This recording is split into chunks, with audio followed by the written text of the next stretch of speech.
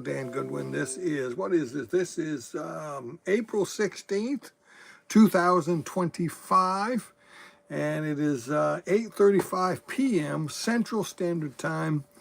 For you folks on the East Coast, it's 9:35. And I wanted to come to you briefly tonight with a part 3 of our series, Church Apostasy. And we can't review everything we've talked about, but in our last session, I think Monday night, I reviewed a little bit of the first session, and I made it very plain. There is absolutely no doubt that Old Testament people are types of pastors in the New Testament and evangelists, and I believe I proved that to you. Acts chapter 7, the church in the wilderness. Who's the pastor of that church in the wilderness? Moses. You want some more proof? 1 Corinthians chapter 10, verses 1 through 4. No doubt about it. And they are baptized of Moses in the sea and in the cloud. And they're pictures, they're types. Moses is in fact a type of a New Testament pastor. And the people who are saying otherwise have no clue what they're talking about. They're stuck on some beliefs that they have, and they don't want anybody bringing up Old Testament people who may be messed up or sinned, and these guys think, you can't use them for an example. If you mess up in the New Testament, you're done. Isn't that ridiculous?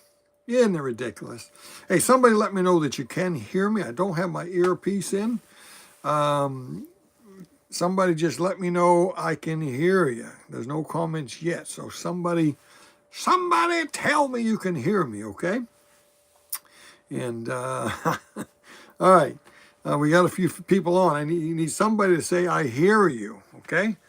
Before I go too far. I'm sure somebody would have said, if you couldn't hear me, I'm sure somebody would have said, we can't hear you, Brother Goodwin. So I had a thought the other night that I believe would be a good illustration for this. And now I've got a lot of verses here. We probably won't read them all. But I'm going to end with an illustration and some points. Now somebody said something. All right, I'm hearing you fine. Good. That's what I wanted to hear. Great. So when I get done, I'll go back and try to briefly look at the comments. But let me get going here. I do have some exciting plans. I'm going to try to come on more. I'm going to try to have a schedule. And I want to try to come on for 15 minutes at a time, several times a week, and teach things and share things. I've got this all figured out. We're on television 28 and a half minutes every week. We have a radio program that's also on YouTube that is 15 minutes. So the way I see it, actually, I think it's 17 and a half minutes. I wrote it down here somewhere. 17 and a half minutes would make 1 hour a week if you listen to all, if you only listen to one of my little clips here. So in other words, if you listen to everything I do, it might be an hour and 15 minutes, hour and 45, hour and a half, something like that. If you listen to, if I did 4 shows a week, the TV, the radio, and then 2 of these clips, I may do more than that. I'm telling you, we're going to try to ramp this up. I'm going to do some advertising. I've got to promote the YouTube channel. We've got to get more people on here. I've been here for years, and we still don't have a big audience. There's a reason for that. There's something that I'm not doing right. All right, the second thing. Somebody mentioned the RV last program, and we did have an RV donated to us. It just wasn't what I wanted. So we sold that. We didn't get a lot for it, but we did sell it, and we have that money ready. And we're still looking, and I have found one. I believe this may be the one.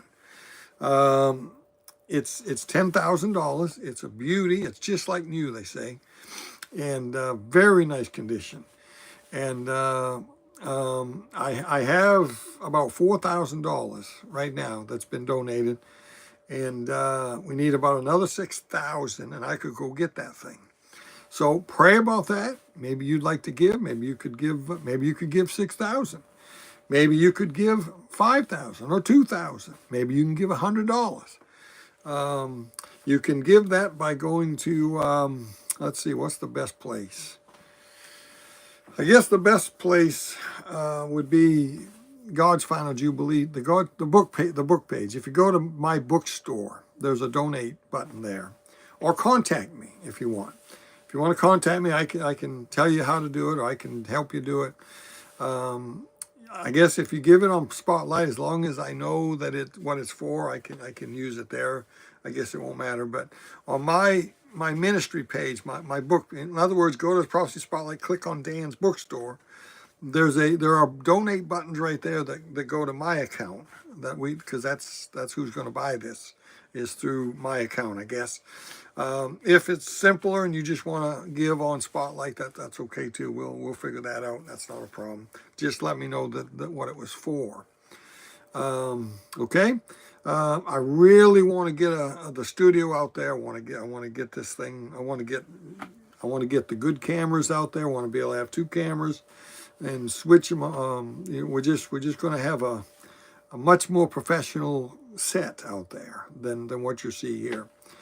All right, let me read a verse for you here. In 1 Peter chapter 5, remember we're talking about apostasy in the church. The biggest reason for apostasy, the reason there is apostasy in your church or my church or somebody's church down the road. Remember what I said? It's the pastor. Now, I made a statement a couple of times. I don't know if you caught this. The pastors are the problem. But the pastors are also the solution, the pastors and the evangelist. The evangelist and the pastor is not the same calling. It is a different thing altogether. My job as an evangelist is far different than a pastor's job. And we talked about that in Monday's show. So if you didn't watch that, go back when you get a chance and watch that and understand the difference in an evangelist and a pastor. So I want to read for you 1 Peter 5, chapter 5, because we're talking about apostasy here. And if apostasy is caused by the pastor, now let me stop right there. Some of you, if you didn't watch the last one, your antenna went, what do you mean? The pastors are causing? If the apostasy is getting away from the truth, falling away from the truth. In fact, the word we get, the Bible word for apostasy is falling away. Who leads the church to fall away from truth? The pastor.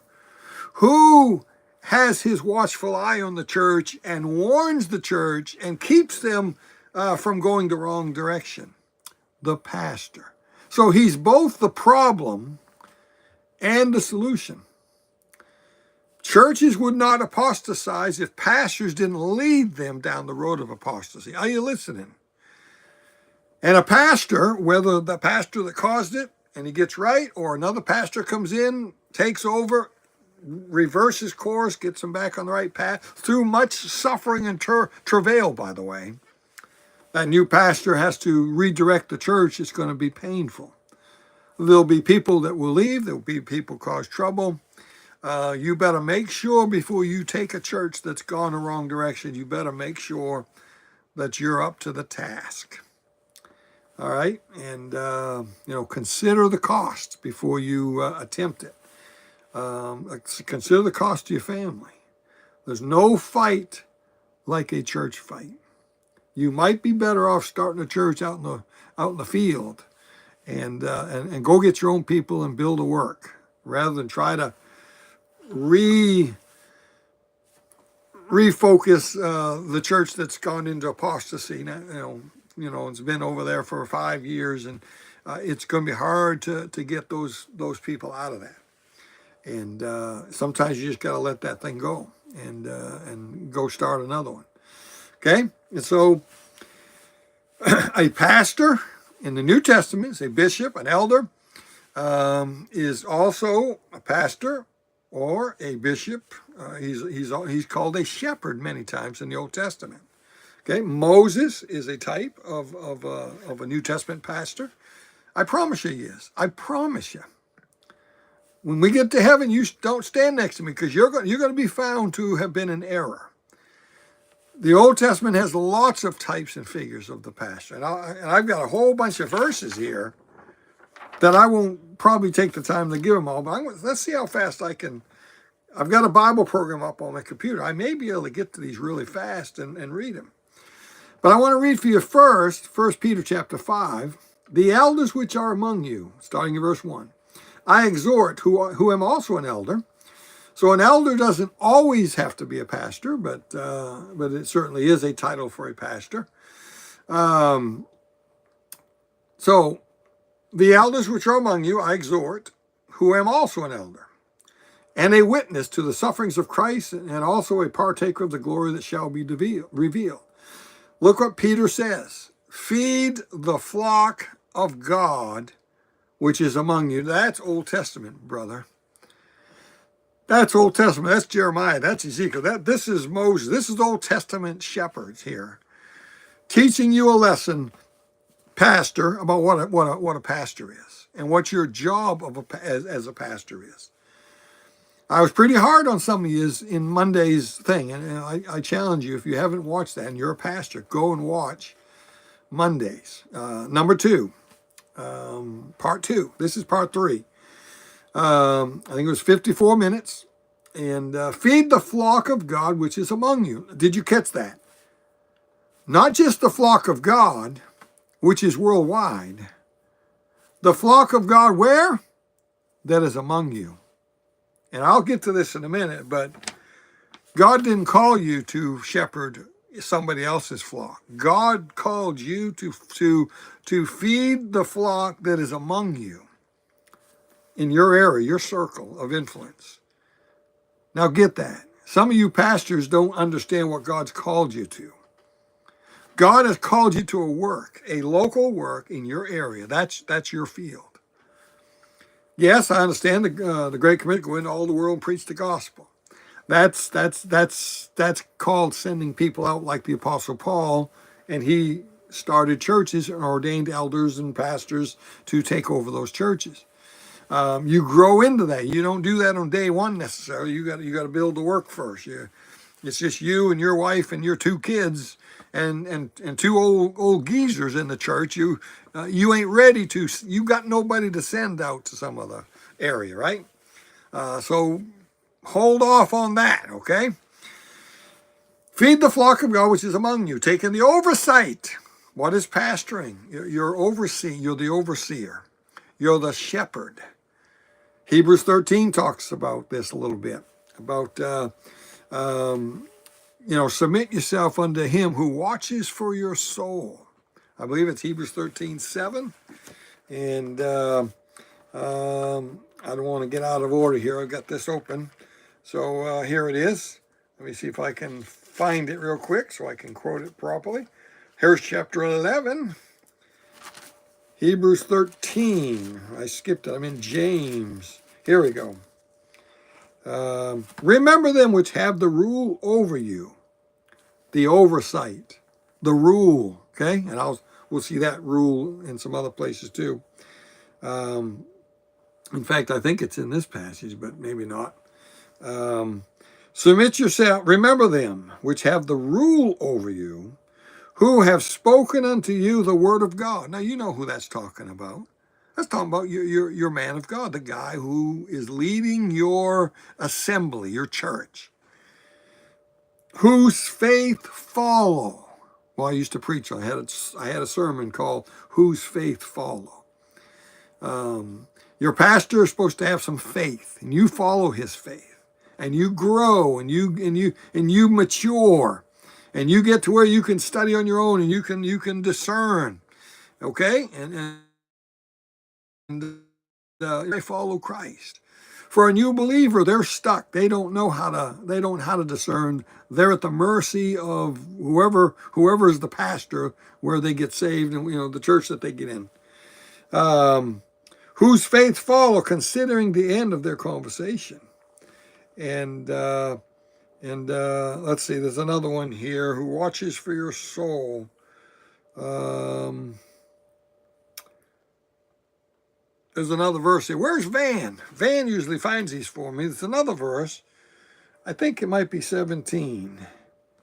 Yeah, there it is. So it's 7, Hebrews 7, 13:7 and 13:17. I did remember that. Obey them that have the rule over you. It's talking about the same guy, right? And submit yourselves, just like he said in verse 7 there, for they watch for your souls, as they that must give account.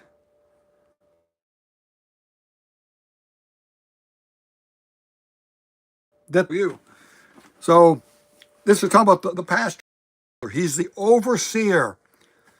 In many areas, he's the final say with the Word of God. Now, you make sure he's following the Word of God. As you mature, you can do that. And and the wise pastor is gonna have a group of men that he talks to a lot and makes decisions together. But he's the overseer. Those men who are there and who help him hold up his hands, they don't answer to God for the flock. The pastor does, as he who must give an account. The deacon board doesn't give an account for the church. The pastor gives an account. The deacons don't give an account to what's taught in the church by Sunday school teachers. The pastor does. That's right. That's why he chooses or approves everyone who teaches in the church. He better. And pastor, you better be the overseer. You better be the one who decides who is qualified to teach in your church, because you're going to answer to God for that, for what they teach. Not of constraint, but willingly, not for filthy lucre. Don't do it for money, but of a ready mind. Neither as being lords over God's heritage, but being examples to the flock. And when the chief shepherd, that's Jesus, shall appear, ye shall receive a crown of glory that fadeth not away. That's a pastor's crown. You know why a pastor gets a crown? because he has the toughest job in the universe. I pastored 3 times. I joke about it. I wouldn't wish pastoring on my worst enemy. It's painful. And now, if God's called you, you better do it. And I did it 3 times. Younger, submit to the elder, be subject one to another. Blah blah blah. A whole bunch of things here. Okay. Bible says in 1 Kings. Let me see if I can find that. 1 Kings. 1 Kings right here, chapter 22. 1 Kings chapter 22. I'm not there yet. And verse 17. 17, there we go. Let's go to that. Here we go. And he said, I saw all Israel scattered upon the hills as sheep that have not a shepherd. You know what happens when you don't have a shepherd? The sheep are scattered. When there's no shepherd, the sheep are scattered. Don't forget that. That's going to be important at the end here. What happens when there's no shepherd? The sheep scatter. That's right. And the Lord said, these have no master. Let them return every man to his house in peace. All I wanted you to see here was in the Old Testament, the book of Kings. There's no doubt that there are the men who lead the people are shepherds. You know what a shepherd is? It's a pastor. It's a pastor. Now, you ought to study a shepherd in Bible days and what they did. And very important. And they watched for the wolves. And they watched over the sheep. They paid attention. They could see if one had a bad leg or if one was getting away from the flock. And some of them were prone to stray. That shepherd, he learns that. He sees them. And he watches more closely for those ones that stray. And he tries to get them back in. Sometimes you got to take the staff and whack them a little bit. Sometimes a rebuke is necessary. Okay? Let's see. Let's skip a few here. Let's go back to let's go to Jeremiah real quick. Jeremiah. I just wanted to skip around and show you just a few of these. I wrote a bunch of them down, but we won't have time to get them all. Where's Jeremiah? Oh, here he is. Here's Jeremiah right there. We want chapter 23, verse 1. All right, Jeremiah 23, verse 1. Here it is. Woe be unto the pastors. See that? Old Testament. Pastors. There are pastors in the Old Testament. David is a type of that at times. And he had the people, the direction of the nation of Israel was in his hand. And they answered to him. Okay? Woe be unto the pastors that destroy and scatter the sheep of my pasture. By the way, who is Nathan the prophet in the life of David in our analogy here? You got David; he's a type of the pastor, and I'll show you that. I think here. Did I write those ones down? I had some in here that specifically talked about David being a shepherd of the flock, but I'm not sure I wrote them down, but we'll see. David sinned, remember? Now, he was the man of God. He was a type of the pastor. Nathan the prophet came to him. Who's Nathan the prophet? He's not the pastor. Who is he? We talked about this last week in part 2, remember? He would be the evangelist. He would be like an Elijah. And he came to David, told him a story, and said, "Thou art the man. You've sinned." And David repented. David got right. And Nathan helped him. Thank God for Nathan. Thank God for the office of the evangelist. Okay? It's a calling. And, all right. Now, woe be unto the pastures that destroy and scatter the sheep of my pasture. You remember what I said? Apostasy is caused by the pastor. Apostasy is caused by the pastor. All right, I'm going to write that down. Apostasy caused by the pastor. You see that? All right, let's look at another one. Let's go to Ezekiel 34 real quick. Ezekiel 34. It's right up there, right there. Go to 34 and verse 31. 31. Whoops. Verse 31. There it is right there. It's the last verse, I think. All right, there it is. And ye, my flock, the flock of my pasture, are men, and I am your God, saith the Lord God. So you catch that? There is no doubt the flock of his pasture, analogy here, type in figures and types, the flock is likened unto men, people that are in your flock. They're men, okay? I wanted you to see that. People say, "Oh, that Old Testament stuff that has nothing to do with the New Testament." Yes, it does. Yes, it does, you bonehead. You're a bonehead, that's what you are. You don't know how to study. You got something stuck in your head that you believe. Somebody's challenged you, and so you just automatically, "Oh no, that doesn't apply to this." You wouldn't believe the things that I've shared with guys. So I started sharing. "Oh no, that doesn't apply. That's not New Testament pastors." You know what you are? You're an idiot. You're an idiot. That's what you are. There, I said it. And why don't you learn how to study? Why don't you, here's how you learn something from God. You got to put away preconceived notions, and you got to let this book prove it to you. Bible says proving what is acceptable, proving what is right. The Bible's got to prove the truth to you. You come with a preconceived notion, God will leave you right there. God will let you go with it. And you're never going to see it. As long as you got your blinders on. This is what I believe. Nobody's going to challenge me. Nobody's going to get me, especially Brother Goodwin. What's he know? Just 40 years of ministry, that's what I know. And I'm not bragging. I say that very humbly. I don't know it all. But I'm telling you, God has given me some things. And I know how to get things out of the Bible. I know how to study it. I know how to use God's 7 laws of Bible study. Okay? All right, so let's go to Ecclesiastes. Not Ecclesiastes. Let's go to, let's see, what chapter are we in here? 34. There's another one in 34. Let's look at verse 52. No, there is no verse 52. What am I in? Ezekiel 34. Oh, that's verse 2. Okay. Son of man, prophesy against the shepherds of Israel.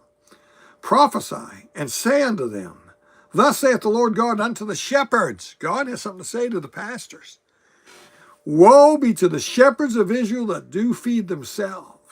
Explanation point. Should not the shepherds feed the flocks? Boy, what a rebuke. See, if the shepherd's not doing his job, the flock does not get fed. The flock does not get to the green grass. The flock does not get to the good water. The flock does not separate itself from the wolves. Yes, indeedy. Serious stuff. Serious stuff. I'm telling you, apostasy. A falling away first, except to be a falling away first, is caused. You heard it right here. You heard it here a week and a half ago, I think. Part 1. I think I mentioned it in part 1. The cause of apostasy in our churches is the pastor. I promise you that's true. It's the pastor. Either he's leading it, or he's got blinders on, or he's not feeding the flock, or he's out doing something else. He's not paying attention, and the church is getting into false doctrine right underneath his nose. Either way, whether he caused it or he didn't catch it, didn't see it happening, it's on him. It's on the pastor. If you're a pastor watching this, I'm talking to you. If your church is in apostasy, it's your fault. You ain't preaching it, or you ain't got the backbone to deal with it. Well, I'll split the church. I'll lose families. You're going to have to lose families sometimes, and it may be because you allowed it to happen, and they got grounded in it, and you're not going to get them out of it. And just going to have to preach hard, and they're going to leave, or they're going to try to throw you out. Have fun with that. That's called the ministry. That's called pastoring. That's why I joke about it. I wouldn't wish it upon my worst enemy. You better be called of God if you're going to pastor. All right. So, Zechariah talks about the flock and his people. Zechariah 9. Let me go to that. Let me go to Zechariah. And we're just about done. We're going to get to my illustration and we'll be done here. Zechariah. Where's Zechariah?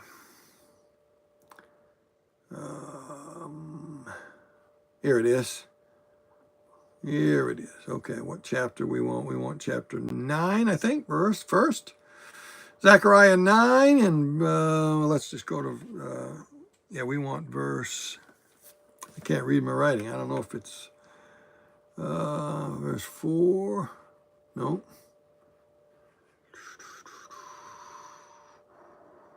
I can't read my writing. Zechariah, I thought it was 9:6, but that's not it. So that's not correct. I don't know what I wrote there. Well, let's go to chapter 11 because that's the main one. Chapter 11. Let's go there. Chapter 11, verse 17. Woe to the idle shepherd that leaveth the flock. Did you catch the wording there? There's a shepherd. He's idle, and he leaves the flock. He's idle. See, you don't just leave the flock. You suddenly get to where you're not caring for the flock. You're idle. You're just showing up to preach, but your heart's not in it. And you leave eventually you leave the flock. Now you may still get a paycheck and you may still preach on Sunday, but you've left the building. Your heart is somewhere else. The sword shall be upon his arm and upon his right eye. His arm shall be clean dried up, and his right eye shall be utterly darkened. I mean, that's just talking about some bad stuff that's going to come unto you. Woe unto the shepherd that leaveth the flock, the idle shepherd. Okay? So I want to give you an illustration here. I hope I've made my case after 3 sessions here that yes, Moses is a type of a New Testament pastor. Yes, he is. I said yes, he is. Yes, he is. And so is David and many others. They're great types and figures of New Testament leaders of our churches. Folks, you don't think that there was a church in the Old Testament? Of course there was. It wasn't called church like we call it church, but Stephen called it the church in the wilderness. That's Moses, the book of Exodus, all the way to Numbers, right? Leviticus, Numbers, Deuteronomy. Yeah. 1 Corinthians 10, 1 through 4. They were baptized of Moses. What is God telling us? He's telling you in plain black and white in the Bible that yes, Moses and the children of Israel are a type of a church and a pastor, and there are a lot of lessons there that you could learn about the church in the Old Testament. That's right. You know, the truth doesn't hurt. The truth is great when you get a hold of something. Okay, you've been taught you've been wrong on it. Well, get right on it now. Get right on it. There's lessons you're missing because you've been taught that, that Old Testament, that's not for us. You got to be kidding me. Of course it's for you. Do you know what Peter preached on Pentecost, the Old Testament? Read it sometime. Do you know what Stephen preached in Acts chapter 7, the Old Testament? Go check it out sometime. Christ is in the Old Testament. He's all through the Old Testament. If you know how to study, you know how to understand it. So, I want to give an illustration of a shepherd, and I'll close with this. And I've got 5 points after I give the illustration. Imagine a shepherd. Imagine, if you want, in Bible days. It doesn't matter whether it's Bible days or a shepherd in the field today. It doesn't matter. It's 11 o'clock at night. It's dark. He's watching over his field by night, like the guys in the book of Matthew there, when Jesus was born. They were watching over their flock by night. What are they watching for? They're watching for the wolves, or some two-legged wolves, some thieves that may try to steal some of the sheep, right? Hey, it's money in that. And they're usually going to have a shepherd's staff. They may have a sword. They may have a knife. Modern days, you probably have a gun, right? And a flashlight. And so imagine a shepherd. But let's look at Bible days. Imagine a shepherd in Bible days. He's watching over his flock. There's 2 or 3 of them there, and somebody comes by to bring him a snack. And hey, boy, did you hear about so and so? No, what? Well, in the next county, there's a shepherd with a bunch of sheep there. And did you hear what happened to him? No, what happened? Well, they caught him with a woman. And he wasn't watching the flock, and there's rumors that he's been messing with somebody's daughter. Now, what do? You're the shepherd of this flock here. What do? I'll tell you what we do today. Of course, we get on the phone, don't we? Hey, man. Hey, John. Yeah. Did you hear about so and so? No. What'd you hear? Yeah, he messed up with some girl in the church. Now, do I know that that's true? Was I there? No, I heard it from somebody else. Where did they hear it from? Somebody. They weren't there. They heard it from somebody else. Who knows how long this has gone around? Is it true? Might be.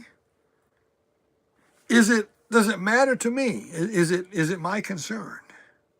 I mean, do I have to lay my staff down, get on my horse or my mule, and ride all night 20 miles away on a mule to get to that guy's flock so that I can knock on his door and rebuke him?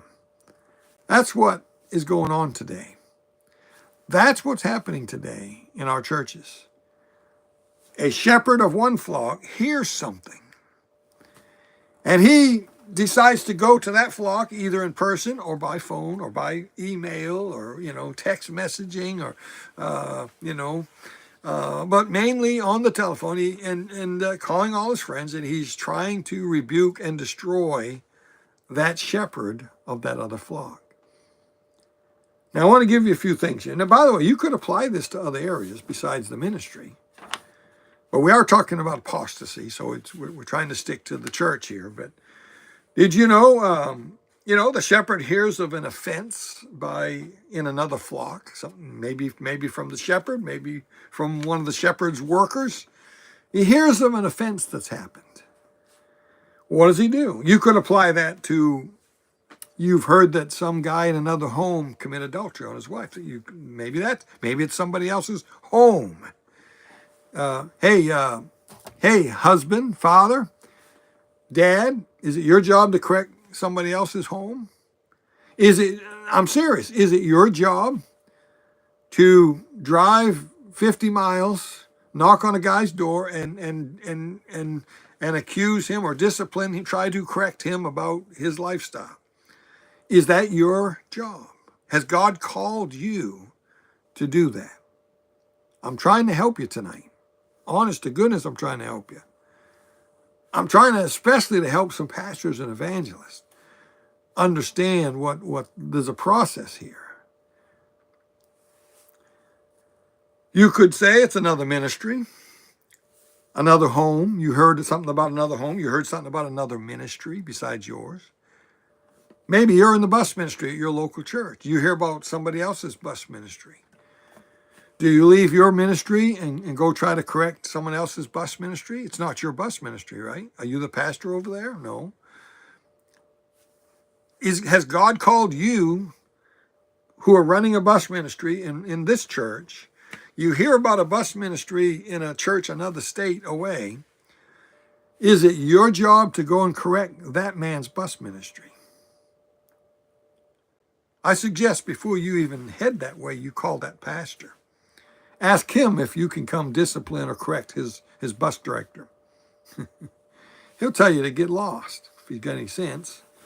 And by the way, you might find out, oh, that's a lie. That didn't happen. We already heard about that. We've already dealt with that. That's a lie. That didn't happen. You're listening to gossip. Maybe you need to get right with God. Listening to gossip. Did I mention preachers are the biggest gossips in the church? Did I mention that already?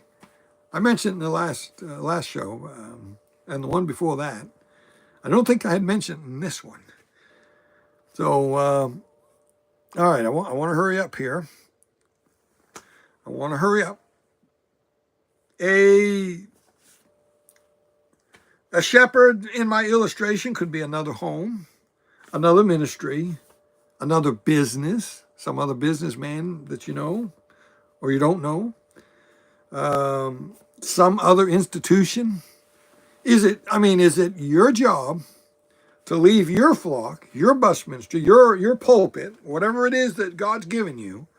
Is it your job to leave that and go fix somebody else's problem that you heard about through the grapevine?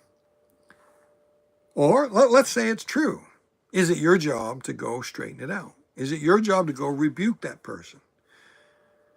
Now, let me give you some points here. I got 5 real quickly, and I'll be done.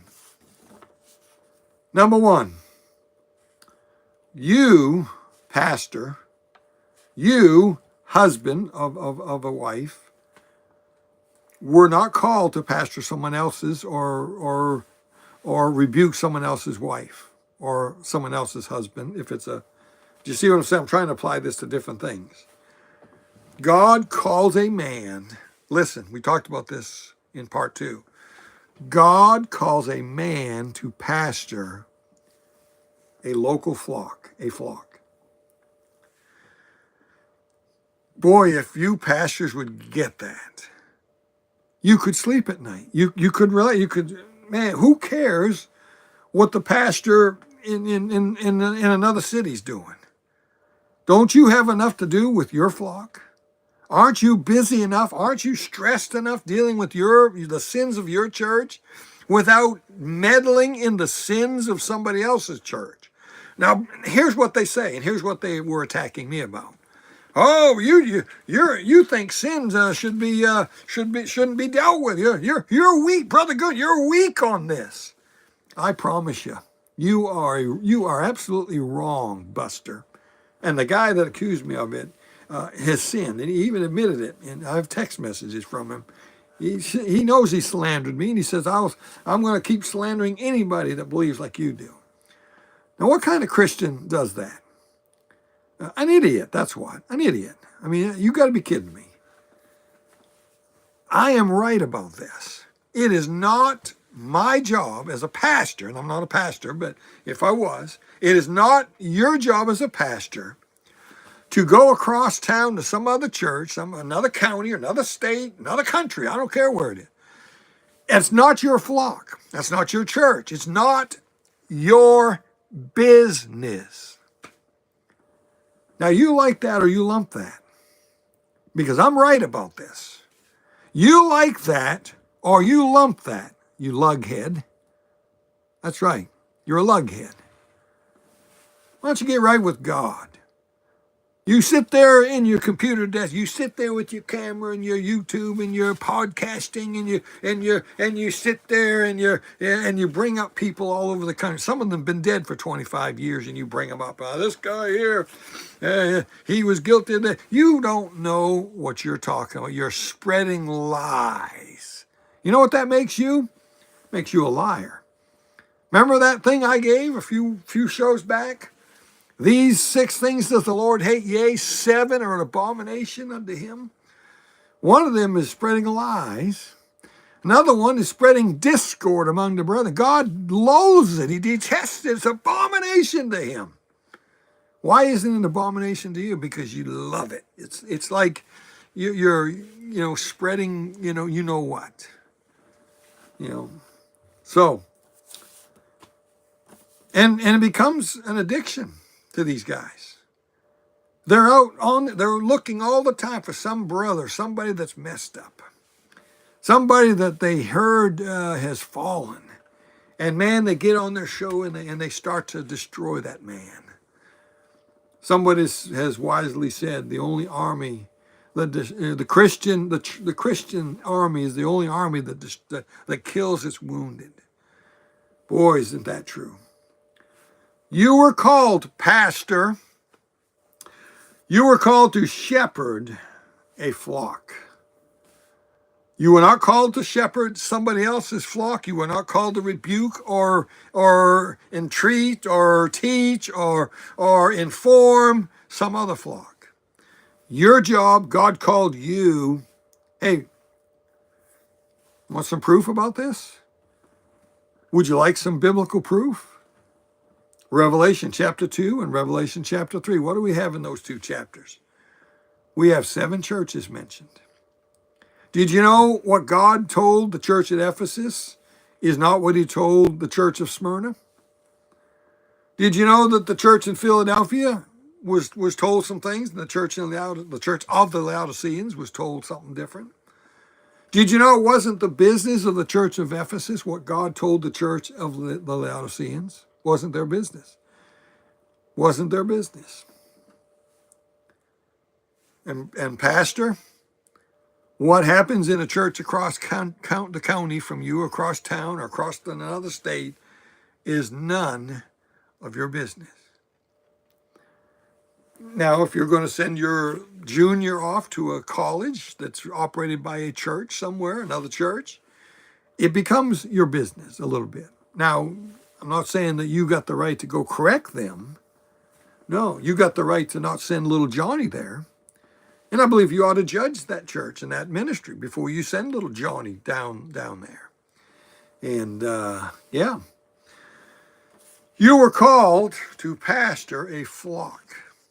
Number 2, I have no firsthand knowledge or information about anything that has happened that I was told about on the phone at that other flock or from that other shepherd. Is that true?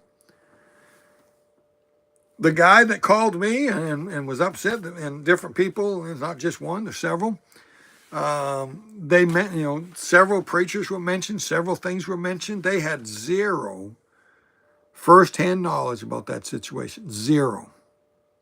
Now you try going in a courtroom and you get on the stand and you raise your right hand, you swear to tell the truth, the whole truth, and nothing but the truth, so help me God. And then they ask you, so did you see Johnny in that Ford convertible? Did you see him go through that red light? Well, I know he went through that red light. Well, did you see him? Well, no, I didn't see him. My brother was there. My brother Sam told me he saw it. You know what they're going to do to you? They're going to throw you out of that chair. They're going to kick you out of that courtroom and tell you not to come back. Because you know what that is? It's hearsay. You know what a lot of hearsay is today? It's gossip. They don't want you to hear what somebody told you. They want to know what you saw or what you heard. Now you preachers, you preachers sitting in your office and you're on the phone and you're calling other preachers and you're telling about some guy that you heard messed up. You don't know what the truth is. Now it may be that it's exactly what you heard. It may be worse than what you heard. But the problem is you don't know. And you're passing judgment and you're spreading something that you have no firsthand knowledge about. And many times it's a lie. And you're a lie spreader. That's right. I'm talking mainly to you pastors tonight, but not just pastors. Are you listening tonight? We're talking about apostasy. Where does apostasy come from? The pastors. Apostasy is straying from the truth. Apostasy's leading that. Pastors leading that. I have no first-hand information about anything in another man's flock or another flock's shepherd. Therefore, it's none of my business. God hasn't called me to pastor those people. God hasn't told me to pastor that shepherd. If I'm a pastor. Now, I think an evangelist is different, but we're not going to deal with that tonight. Number 3, God has not called me to shepherd another man's flock. Never, not in any way. God has not called me to that. God has not called me to shepherd another shepherd or another shepherd's flock. God has not called me to that. Now, if another shepherd calls me, say, man, I got a problem with a guy in my church, and I understand that you've dealt with this problem before, and I haven't, and would you counsel with him? Would you talk to this man? Hey, that's totally different. I've been invited in as an outsider to deal with something in some other man's church. And you better be very careful about that, but it can work out if it's done right. Number 4, now listen to this. So I'm a shepherd. I'm out there with my flock. Somebody comes and tells me about another shepherd 10 miles over the next hill. I get on my mule. Man, I'm going to go fix that. I'm going to go straight. I'm going to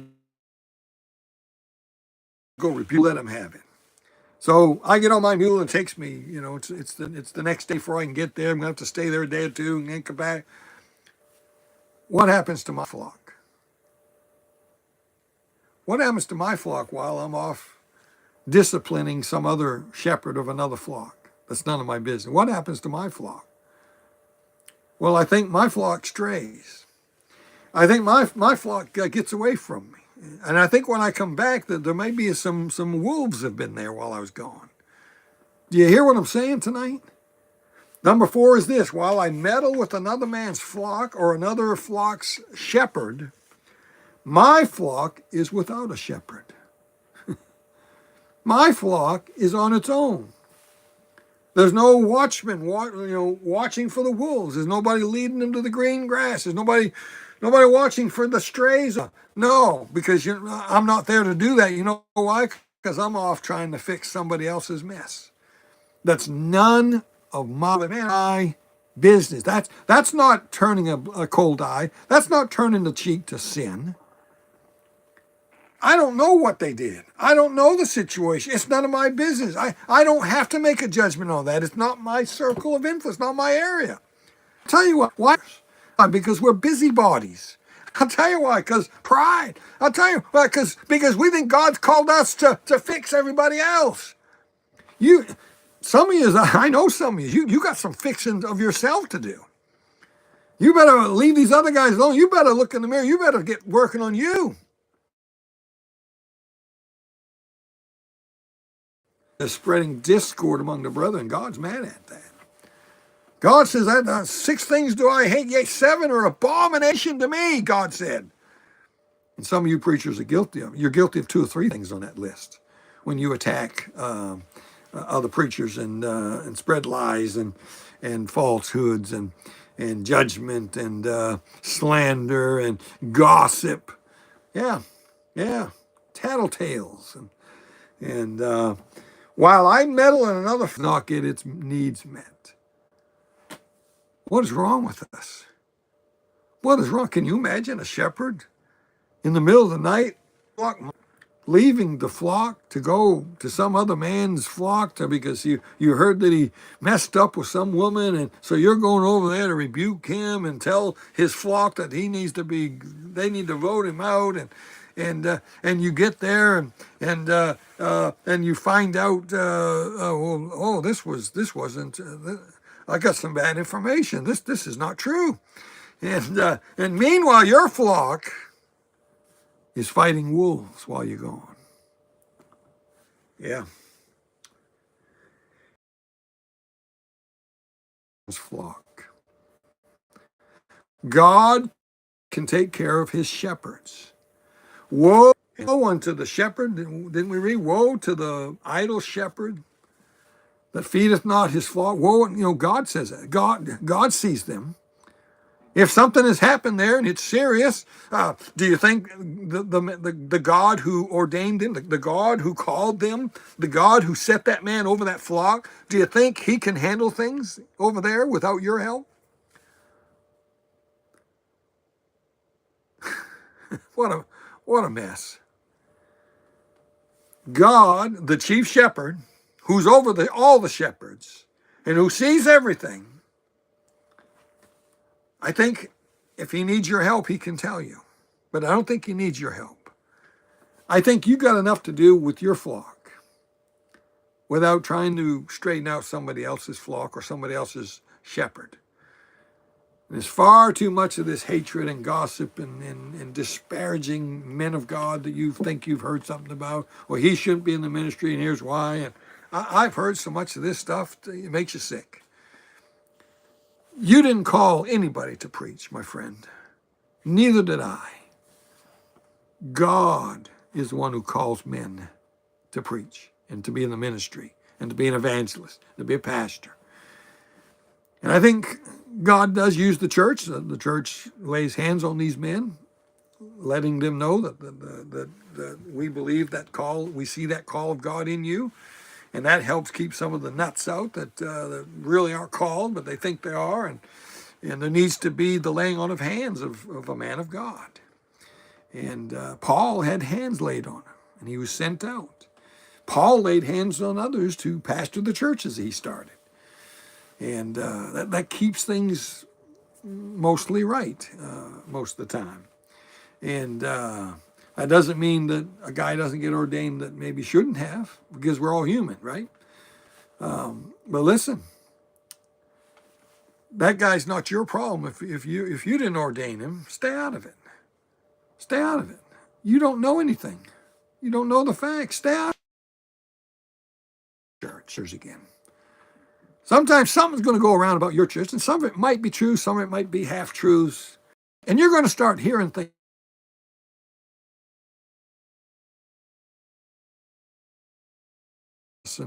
And you're going to say, man, that's not true. Why? It's not his business. Why is things on Facebook? You might get a quiz about us. He messing with.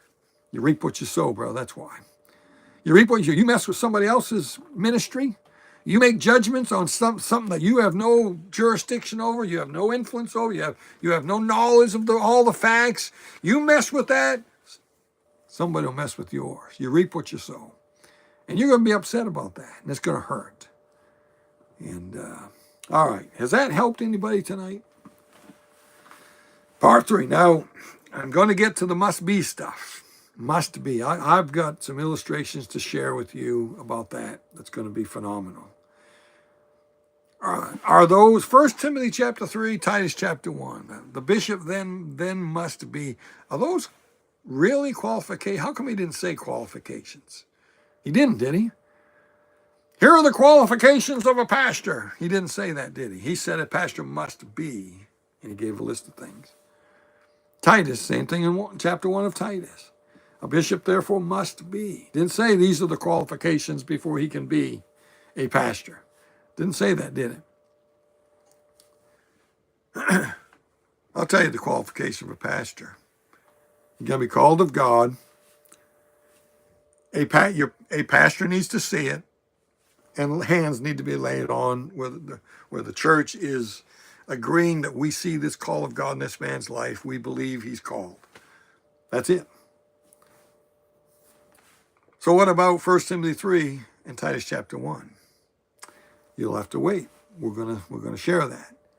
I hope you heard what I just said. Rewind, back this up and play it again if you need to. Because I just made an important statement there about or laying on of hands and who gets